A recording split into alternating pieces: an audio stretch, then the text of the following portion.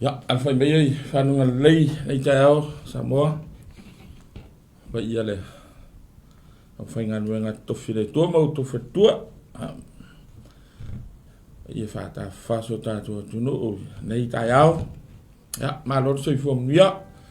Wata lo Fatu, ia swa whapepele o tātua lia Isu Kristo lea le kansia. Ja, o le whaawa winga fu leo le au nanga, Global Kingdom. A me se po klame o le TAPASA mo FOLAUGA FAALEAGAGA. Ia o le whamoe moe lava, ia o le TAPASA lea o le tatu FOLAUGA FAALEAGAGA o le fionga le tua. Ia eli mai ai ni whao FAALEAGAGA. Ia wāl FOLAUGA mālore, FOLAUGA mālore whasoa nei tai au. Ua mai at fode mālu o le tai au, ia mau hoisin whamarasi FAALEAGAGA, ia uma vole malu tai au saulo vole lanchi la to le udio ya pi fa pena vole pole tua tato mo mesfa malos FAALEAGAGA me tu se EFESO lo fa wina pele le mata mata to side ili mata to fa fonga fa long tu si ala apostolo Paulo mai le Fatu pui ya mo le kalesia i la Fatu to EFESO le ala ta to fa wa nei tai au to ma ya ma to te leo loa ma to te tapatu di te tai la fa unga ma la fa mnianga ma to talo le tua ya o le tangata vai vale le ma malama ma to fa tam sia mana le ngang pa ia se e fa malama le winga tonu na le ona ta otol nei fa au mo le Fatu to EFESO a mo moli me ia ise lui tau mo ma tau le Fatu tua inu ese ia le tua fa mnuia lau fionga ona Yesu amen ia salo le sa ma o le lava mai le so atau di sunga fa venga fatanga hata lofa mai Samoa lo malanga atu le sunga fa venga lo Hastings ia nai fuanga fa ai ia tele lope e misisi meo malanga tuai ia sunga fa venga o le la mai ia ale o fa awa tual matusi o le tato in tau pelua le tato i lim tau pelua pe na mata tau pelua o nei la na fa umal me tau pelua ia ona o tato taimi ale mata opu e lua la sa tato tal no ai e le le ma to e fo ia i pa yes tala o le fa so ina ia mana tua pe mata to mana malama e le tus o le vai ngalo no dua ya mal vai mo la vol tusi la EFESO o lo tato tu langa ya ke riso Yesu believers position in Jesus Christ le tau o le winga tusi fa ma lo sia tu le Fatu tu EFESO tu mau lo to fa tua e le tala le moni ya Yesu ke riso ya mana ia na nganga na laina tusi uman fa matala mata mua mata upo lua penta tu sava vali me nava ya na sa tala no ile afo ile le apostolo mai ile tu langa le tangata leo di liu ya ke viso ile tu anai ile terminei male luma na de o inai fai lo ile power le tala le to danno le tangata Fatu tu EFESO le tu nai ilona lumana ilona temi nei male lumana esen mana ia sa ti te sa le apostolo Paulo ia le tu langa le tangata le tu nai sa sala sa to ilalo sa fa pena ona matua olo palaina i tuina naunga ma vainga ai ina ua sauke riso e ala le whaolatanga o ia le na maia toi suia le tangata tuai e avea ma tangata fau peia le mol mau le apostolo Paulo ia ona o mai foi le ia le suinga le tangata ia ua te le whamaniang wharengang na peia na ta ua mai le apostolo a o le atua tu sa mal faula yo lo na lofa le lofa tu no na ia la vea i me ia to mai le sala ia mal fa no ngai fa va o ia le na ia mai na ia fa ola to fa no fo to ia ma to fa tu ta to fa ola Fatu tu whanonofo. E sere mana iau o a fo o whamaniangan na le ta ula pistolo. Na maua le tangata ua suilonga past. Ile presence, ile tala le leipo le maliu le na o Yesu Keriso. Male luma na ila. Ia le sa whapea ia whai o tau ua ia ke riso. Manisi e o e whailoa atu. Whailoa atu le atua. Whailoa atu le tasuinga na whai e le atua le oranga. Whailoa atu lana tala le lei e paua leo le awala.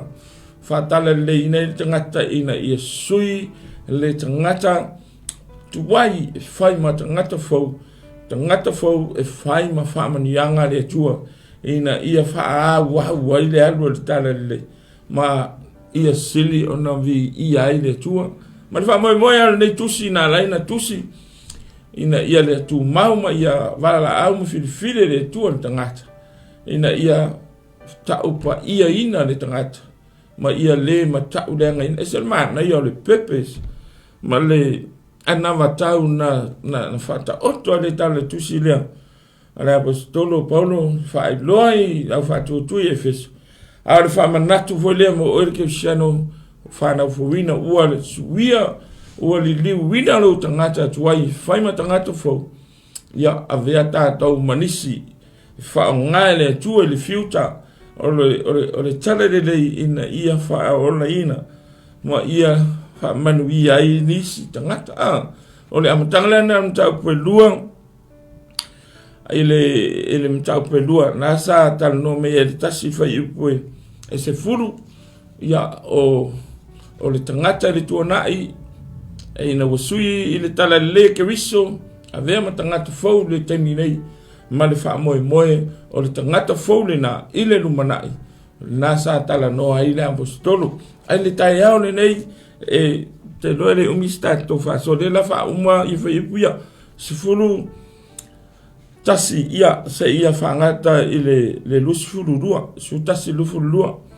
E le alo whaitau atua le fionga le tua, ia e le lei al tato mo whaitau, ia atono e a fo i mahana malama, e fo i maa, no oto atula ia lea. Peipa su tasi e fesorom tau pe lua su tasi se i whangata le luas furu ma le lua, ta whonga fo i le fionga le tua, o le nei o tau manatu, sa wha pau pau o tau ana mua i lale tino. Na ta ua o tau o e le peritome ina. E i la tau ua ta ua o e peritome ina. O le peritome ina lea ua whaia i lima i le tino. Ona po ia sa le iate o tau ke riso. Sa tangata ese o tau i le nu o Israelu. O tangata ese fo i whengainga ua iai le mea na wholofola ina. Sa le aiso o tau wha moe moe. Sa unoa fo i male atua le lalolangi. A o ona po nei. A o ke riso Yesu. O tau sa vava mau. A wangata me le whai sulua. Su tasi ma sulua. Ma neia tato e tolu ni vaenga te fia.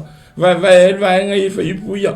Su tasi lufu lua. O le vaenga mo mua. E fia le tau whaile apostolo e ti teia sa mailan tus. O le tūlanga le oneness in Christ. O le whai atu Paulo i le au whatua tua i tonu EFESO. Ua tasi tātou ia ke riso. Whatasi u taia matangata anu ese. Le anga, le mai. A ole iai nu ese ia ke riso. Ole afoi, ole vaa lava lea o tangata i utaia ma tangata no es. Le vaa o tangata i utaia. Tangata i utaia o tangata Israelu, tangata e whaua lunga e lato manatu. Lato te vaaima walalo i tangata no es. Arena tato nau to whafonga whaita wina le mindset o tangata ia. Le whai meira apostolo. Ya la tau nu ese ia o tangata ia o tangata nu ese ana mua a ole yo mai tatou i tonu le fa o tanga nu ese o le mafa faule o tangata i taia ia o tau mai o tangata ese e ese lo la tau tu ele la vele tu Israel ele manga o kanga ka Israel mo tangata i taia e a mai nu ese fai fata sita tu e matua mawalalo ale lato va ia tātou nu ese. Na vea e maka kou ngei ngu ese. Le si whaupunga tala no e lapas mai, o tangata whapau leo langa li tino. E tau e utaia tātou nu ese. O tātou o tangata whapau, no winga leo ngirok, e le tātou i le tua. O le si whamtalanga na apostolo, o e le peritomina. Ia leanga o mea ia lua tausi e tangata utaia, o le peritome, male tula fono, o le teto noa tangata utaia, o le Fatu atuanga i le atua, o le tausi o le tula fono, ma tausi le afo le tu le fa utaia o le peritome le tino. A le peritome ina le tangata, ele se tangata le nu o le tua. O lo la tau ale na tartonunga man mindset, ma le tu la fono, a lea la o sau ke riso, tau ma fai e break le peria lea. Ia ava ese le tartonunga na, wala to manatu vai maulalo ya tātou, pe on tal noa i lau Fatu o toi EFESO o kā kongu e se renkanga ka peritome ina. O tātou nu e se, sa le a wai sau ningo le malo Israel, e le ta tauna tātou whamamaluina pe involve i tono o afo i o sau ningo a Israel.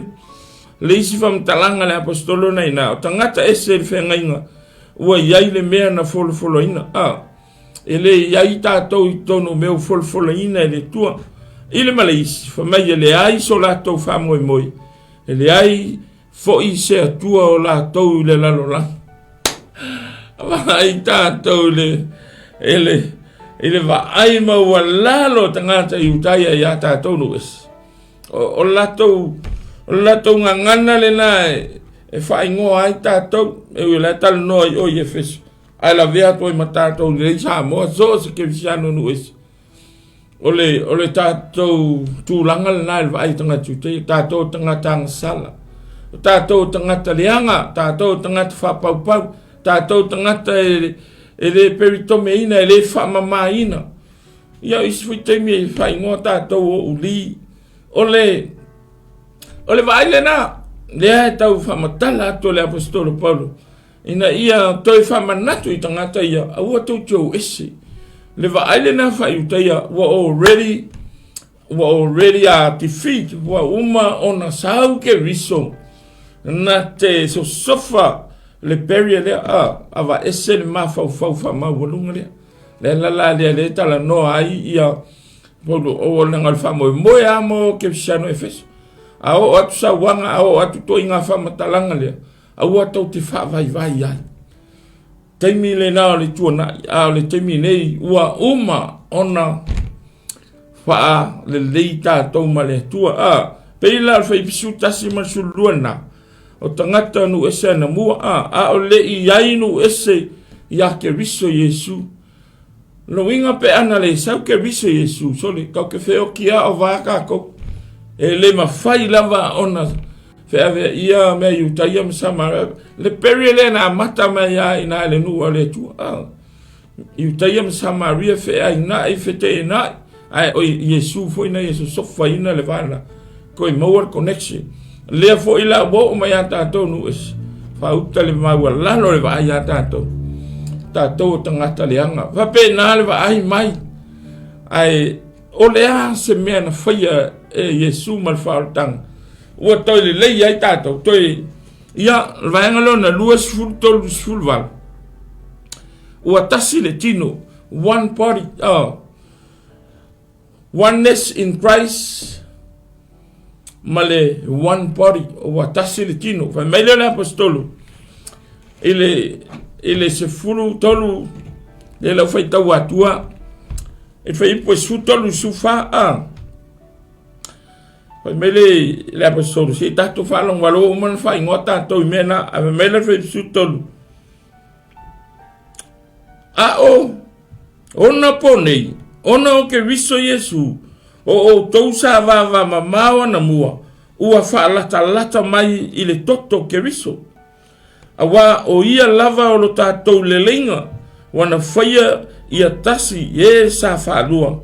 Mana solo ia foi le pawa e loto o le whea ngainga sa vailua ina ai. Awa ua ia whaumatia fo I lona lava tino, le tula fono I polo inga, ma whaatonunga, ina ia li liu ia lava lea to alua, ia whai matangata fau, tas, ia tupu aile le linga, ma ia whaale leia ma le atoa, sa to alua, I le tino tas. Ona ole sa tauro, ina ua whaa, umatia ai le feita ngai, feipisu fitu, ua maliu mai foi o ia, fola mai le tala le lei, ole le lenga ia te o tou sa vava mamao a toa, ma ua lata. Wa, tau mou me lele vaengalona luo, one body in Christ. E lua ai tu, o le tu o tangata Iutaia, a le tu o tangata nu ese. Tangata nu ese e tangata EFESO le tusia tuai le apostolo. Aua tau te loto lua. Stand firm, le true for the gospel. Ma le tale le leia ke riso. Le anga oliva aile na Iutaia ia o tau. Ai ile te minei, wa I sen mana yo mewa. Ta ua le apostolo. Ua maua le lenga tangata ia lua talu le nganuenga a Yesu ke riso. Pai su tolu masu faa. A ona ponei. Fatasia tātou nu ese mai Iutaia. Ono Yesu ke riso.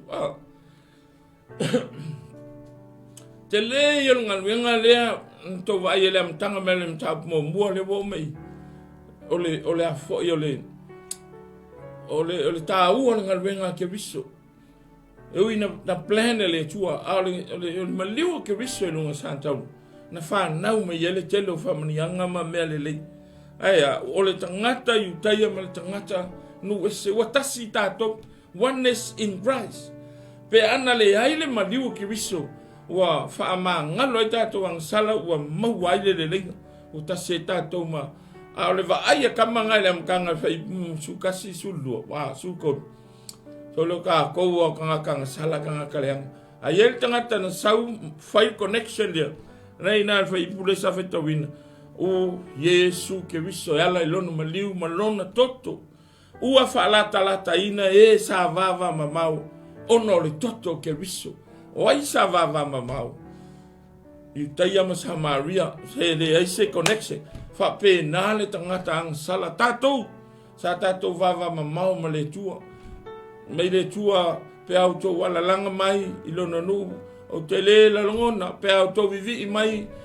Alo fonga tutuli o fonga telefi falong se a le me wa vava mama o ile tangata male tua o ma ono leang sala sin o ta oto leang sala langi o le burial na o le fai intato vala watu avale toma ese le anfo le pao le toto le al maliu keris na yeso sofaina le burial leang sala. O ena vava mamau ua tu ufatasia. A me o vava mamau ele fa pe ngofo mai o ilisia kungu ngop nei. Wa vava mamau le tangata male tua talu le ang sala. Mai o tato lua I matua ka ko fa ngau mai mana tulang sala. Ua ta oto a le ang sala ua ye le cap. O le mfai ona tato sopo il mamalu le tua o le mfai fo ona a fio mai le tua me ia tangata ono le ang sala dia fa mai la ia ai ono le toto ke riso ua mafai ona tu fatasia ie na lua tu fatasia tangata Iutaia Fatu tua tangata Samaria fa pe na foi tato male lua ua mafai ona fa lata na va mamau le ua tu mai tangata Iutaia fa lata ona le the power of the gospel sen ma na ole ese le pao le toto maritana le ia ke vis le citala le apostolo mai o le toto foi na ke viso ua solo ia foi ia le pava lotto vai lo ina Iutaia manu es pava lotto sa ia le peria I le vale o tangata Iutaia ma tangata nu es lenta tu fai tau fa mai o tatou tangata le anga ele tatou o tua le tua tatou tangata le peritomeina tatou o li o tatou o tangata ele mama ai na ua sau ke riso fa lava lungo sa tau lona toto na solofa le sa le pavailoto o le to ye se pavailoto ua tasi tātou ia Keriso fa pena fo tātou pavailoto ma lo tātou tua our creator na whaia tātou ina ia ma le matau le ngaina aina ua sauleang sala ua ta oto le tātou wā ona le toi maua le se tātou sotanga ai whawhetai le tua ilana planning a mai elo na alo Yesu Keriso e alo le sātau le mana le na alo na toto ua ma whaia ina toi whesotai ua toi whaia le lenga penta ua le apostolo reconcile le tangata ma le tua me ta ua le na ia se mea sili na fia ni ta upune ni ta rea our reconciliation with God through the precious blood of his one and only son Jesus Christ it's a man a reconciliation ua falelei ta tau ma le tua o le ngata o le toto ke riso na falelei ai utai am Samaria ua mawhai ona wa le kalesia lea ia olo iai tangata utai tangata Eleni tangata Roma ua tasi tangata ale amatanga sa le ma iai se tasi ono tali tonunga whaalotu o le tūla fono ma le peritome ina usau ke riso ele o le whaolotanga le na o le whaolotanga i le tau ke riso salamo ma whaatua whamangalo ia wang sala lela le na whaingofia ina connect you tayam Samaria ina ua maua le mea ta o le repentance ele salamo ma whaatua ma tali tonu ma liu ke riso ele atoa le salvation ave mai utaya o le salvation o le tausa le tūla fono whaatasi ma le peritome ia ma le tatonu ia ke riso le na whaingata na maua le lenga ina ua sau ke riso o lona lava tino whaipuna le ngatan solo ia le pavailoto mai o lona lava tino wa ave sel whaitangai sa tupu ia la ua ai maise le tūla fono ua maua fo ia te ia le file mu ua lili ua li to lua e whaimatangata e tasi peaceful tasi le mena maua mai le mana o le toto ua maua le file mu ele lei ai tātou o ia fo i lea Yesu Keriso lea ua maua umai i tātou le mafutanga ma le tua le tama le nganga e tasi wa ila tātou le mana i o le connection reconciliation ua reconcile you taia manu es Jews and Gentiles ua reconcile for it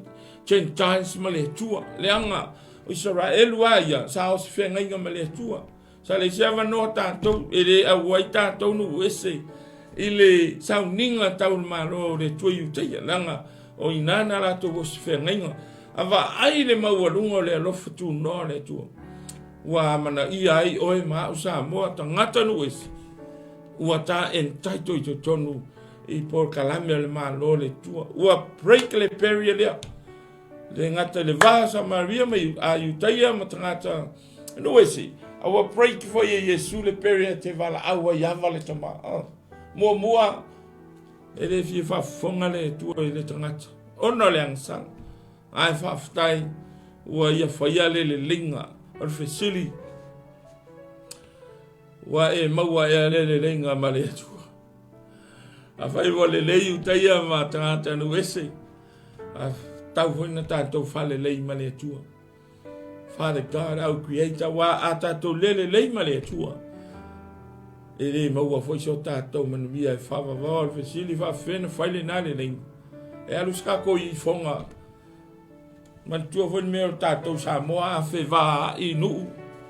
A ve vesi a inga pe le alme tupu. Wale maua sa le leinga. E alu le fonga.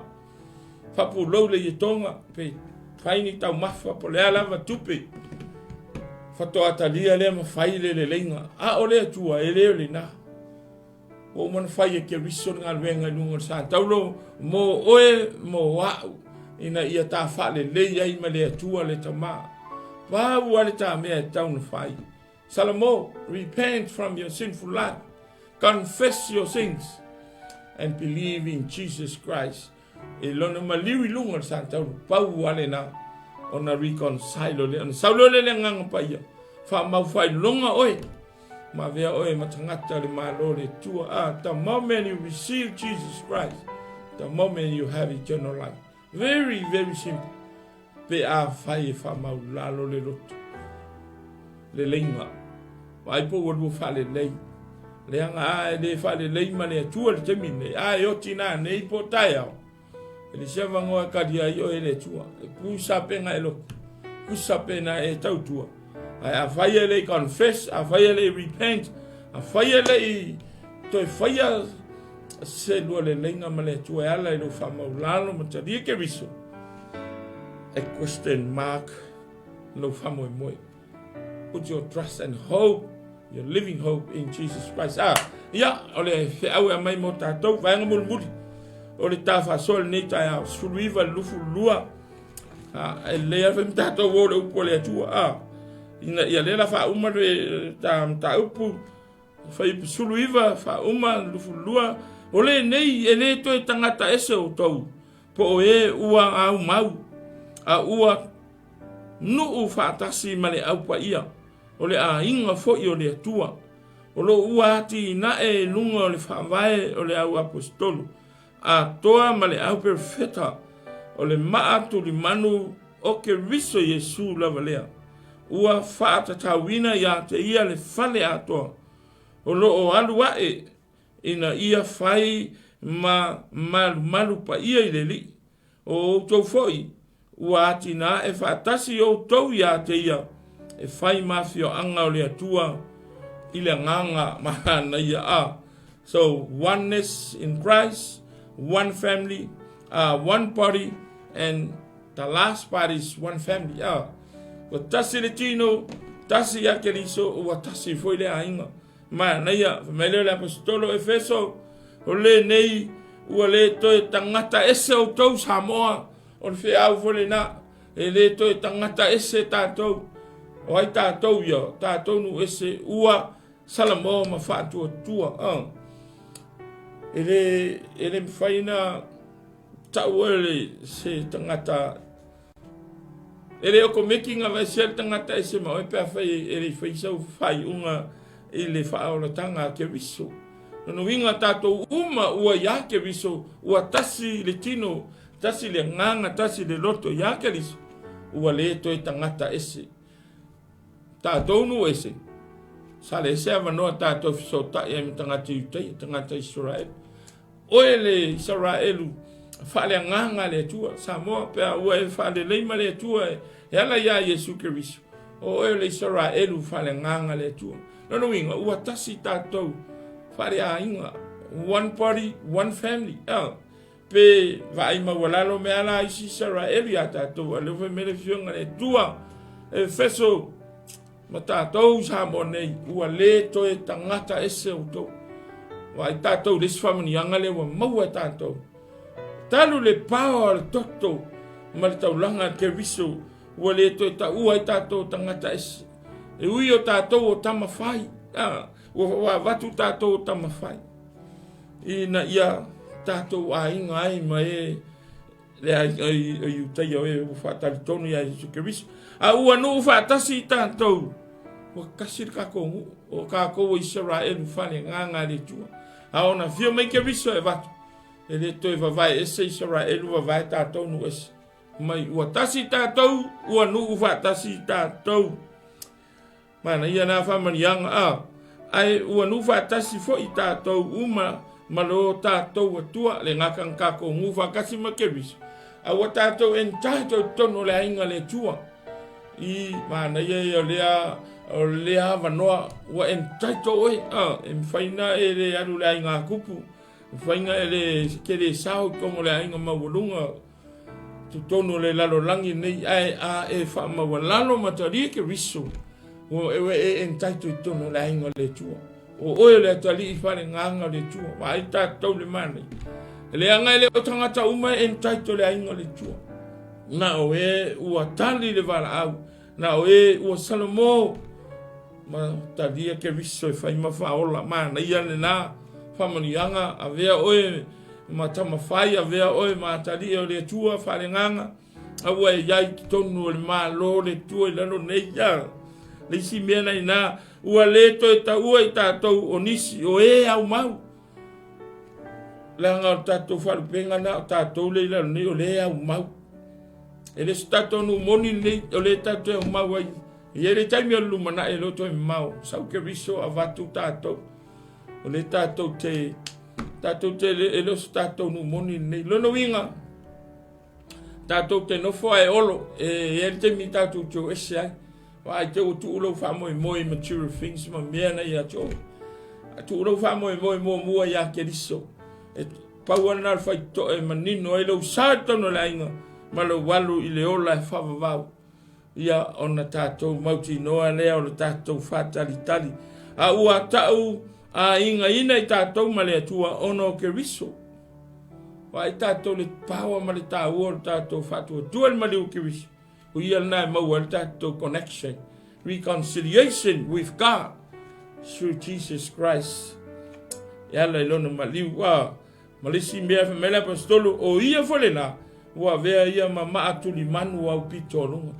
Kau fa ni tau langi man fa penga o man wia na fa nau mai le maliu ke riso nunga sa tau ai man wia le tanga ta fatu tua o ia sa fai ma atu li man le Yesu le na asa vai ta ton mo le fale a fai a e ia le ma ai tu el tu funga ku li man fua ye le ma no fua ye le sa o fale le si ma ngo le si o le sa ya uangi ngi a Michel Foundation fale o a pion mangonga ale sa o ma ale fua ye le sa e pion fa va fale fa pena se fam talanga fale ngang o Yesu Kristo o le cornerstone o lo volanga ma lo volanga tato volanga wa ma le pelepe wa ma sofa wa ma sa le ngana talu le sala ale ma ale tu na mai le lo langi Fatu lungo santa reale non maliu ina o ia fua ia i tatou volanga. Te tatou mafo fau ia sa mena le maliu ke visela. Aina tu ilunga le ea. Patau tau ilunga le va le langi ma le vani mani. E fua uma ia i tatou va ai fua ia tatou volanga. O le ma ola le na cornerstone le na o le living stone. Pape na fo sa mo nei tai ao. Fua ia te ia lo volanga. Pa fena fua lo langa sala mo talia ia ona tango mai le ngang pa ia na te feluia ina fe suia ina o tatou tangata tuai na vele o le tatou o langa fo ia ke riso masuinga fo o lewe ia ke riso o le tangata fo ia sa moa te lina mau matu li manu kau fika ia ilo vola o veo li tino fa fianga to mawainga ya ele le ya la no ya ke de sawa le la au mai le matu li manu le tua na mai le lang fai ma matu li manu lo volanga ma la sawa le e sa o lo no langa ele le no manatu e pa io no winga e pa io no ala la na mana miel tato fua ka ko volanga le matu li manu le ta o le apostolo EFESO o tua to cho ese mantala le ya Yesu o ia le matu li man fua ia to volanga Papenga foi se watu no pele nei tai au. Jesus is the cornerstone. Bring him. Fua e tato volanga. E fai matuli manu o tato volanga fale nganga. E fua e tato volanga ma mio Yesu uma lo tato vola ina ia pa ia. Ma sao lo tato savalinga fatasi ma keviso. Allah solema nei al nei pe atasi tato o tasi tato.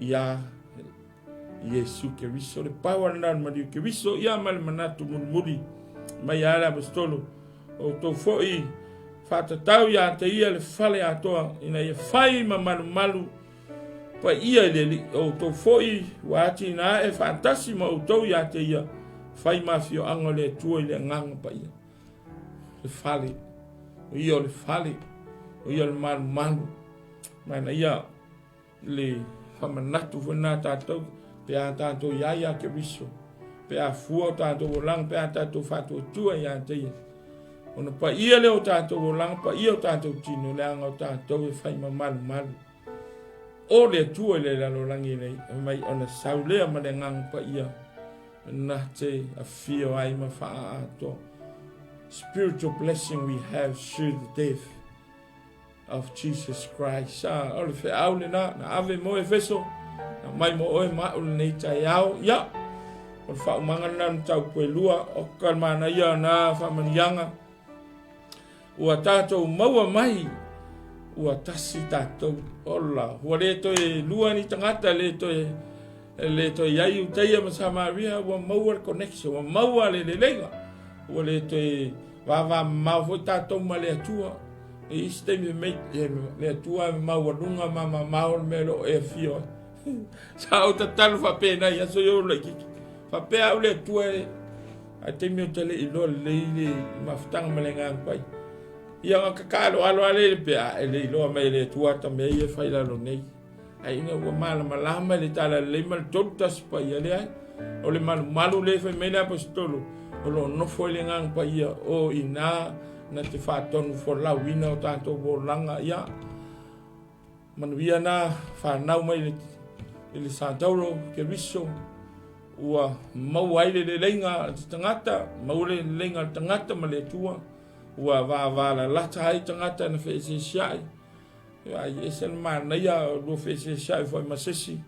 Whamau lalo. Whaise le lenga.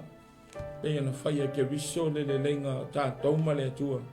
Ia la i lono maliu ia Samoa. Ole, whea whalenganga na mai le TAPASA FOLAUGA whalenganga nei tai au. Wha umai nu tau pule lua, ia. Ia, aua nei maa ia te oe whamanuianga nei. Au fwoi nei whawhangongo tangi au ia te oe le upulea. Whafonga i manuia na tu ua e ke riso le langi. Na separate ai o ia malonta maa malenganga pa ia at the very first time. But he became as a human being, became as a sinner man, but he has no sin because of his grace, because of his love. He loved us so much.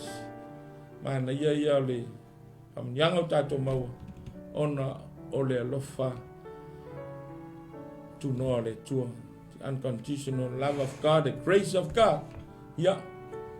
Faise le lenga fale le iloa, fale le ala lo salmo matalia ke riso fai mali i mafaola i lo volanga ua a ingata to male tua talu ke riso ua le leita to male tua talu ke riso ua le te tangata ese tatou pe o vaia iutaia a ua tangata fa ia ina i tatou i le mana le ngango pa ia manuia le fa fonga le i tai au manuia fa saunga le aso.